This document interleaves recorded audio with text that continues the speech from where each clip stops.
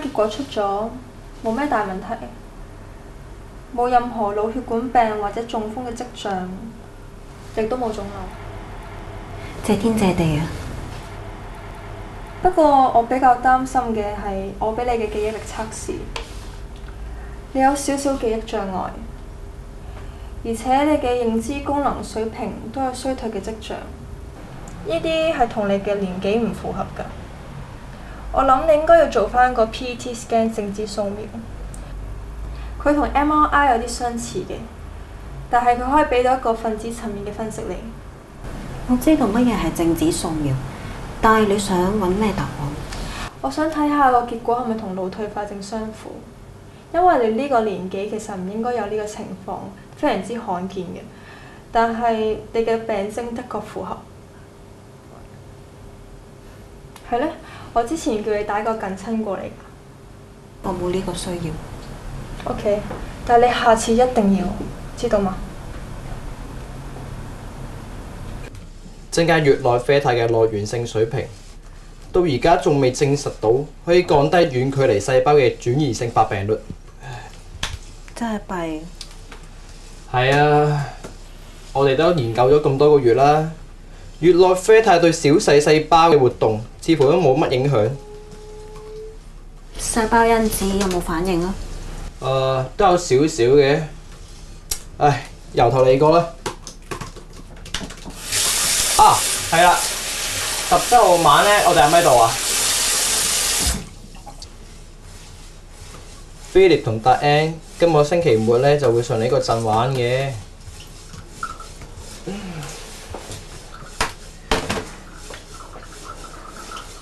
你仲要洗幾耐啊？直到乾淨為止。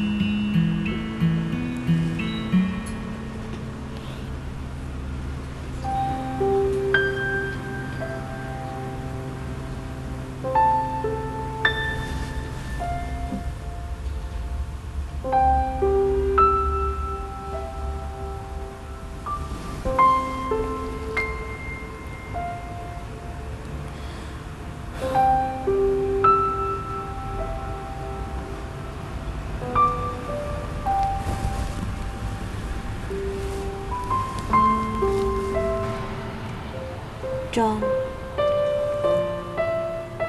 老公，醒啦！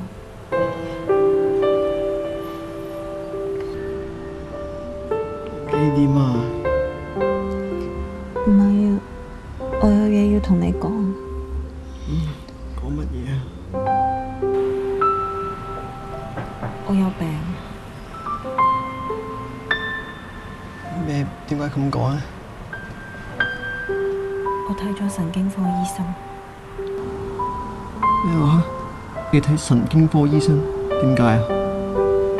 我認為係早期嘅腦退化症。Alice， 你諗多咗啫，邊有可能啊？我冇早啲同你講，因為我都唔肯定。但係我做咗好多測試。真係好驚，簡直荒謬！點解會咁樣諗㗎你？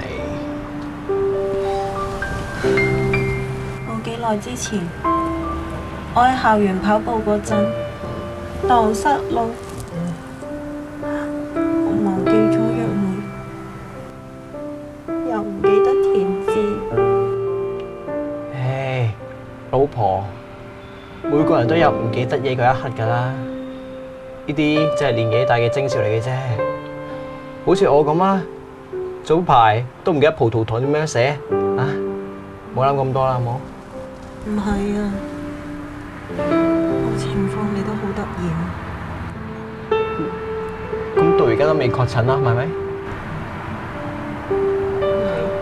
咁未就得啦，你唔好胡思亂想啊，唔好諗咁多啦，好冇？你都冇腦退化症。我頂你！點解你唔將我當係一回事啊？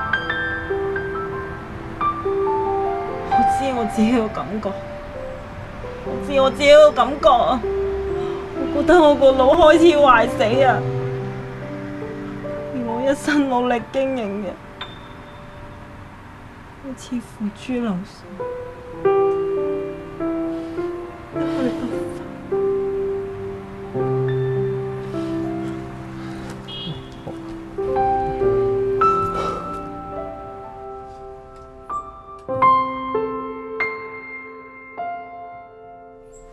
係咧，你個輔導課幾時開始啊11點。咁你都仲有少少時間啦。啊，係啦，今晚我仲有會要開，要好遲先返嚟。但我返到嚟就可以同你出去食泰國菜。好啊好啊，我冇嘢啊。琴日我係有啲感情用事啫。兩件事，我希望你而家冇妄下判斷住先，同埋無論發生咩事，我都會喺你身邊嘅。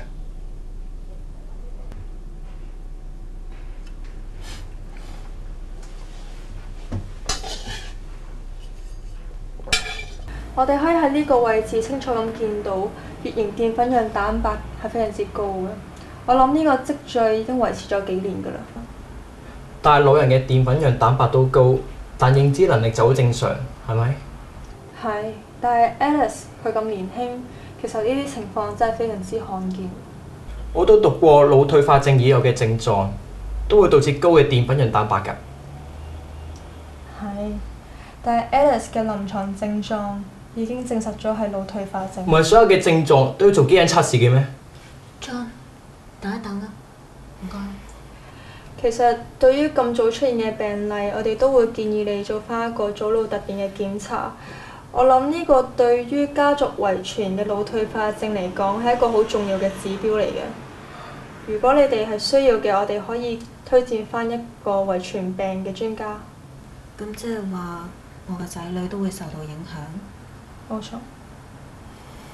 我假設我係有呢一個基因，我遺傳到下一代嘅機會係咪一半一半？冇錯。咁假如佢哋係有呢一個基因，佢哋患病嘅機會係100%。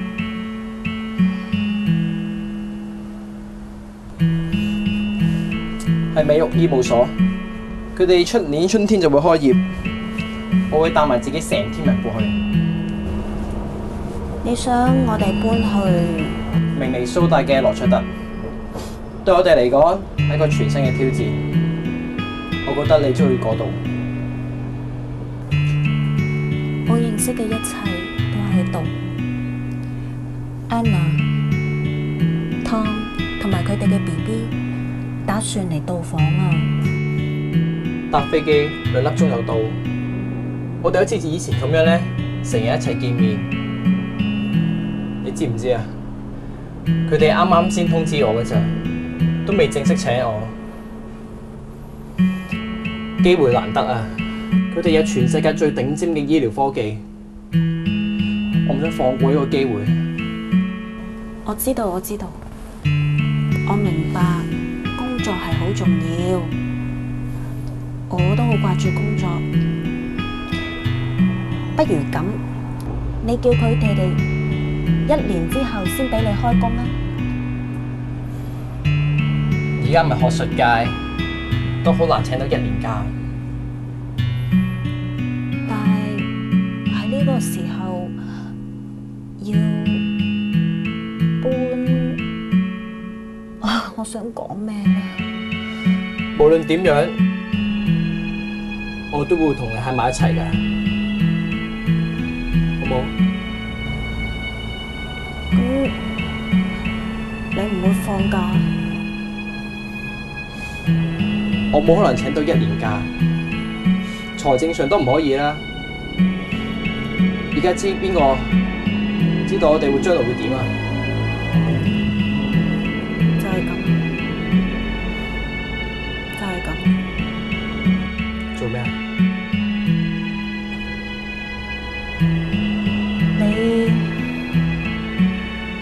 你唔想喺屋企1年陪住我睇？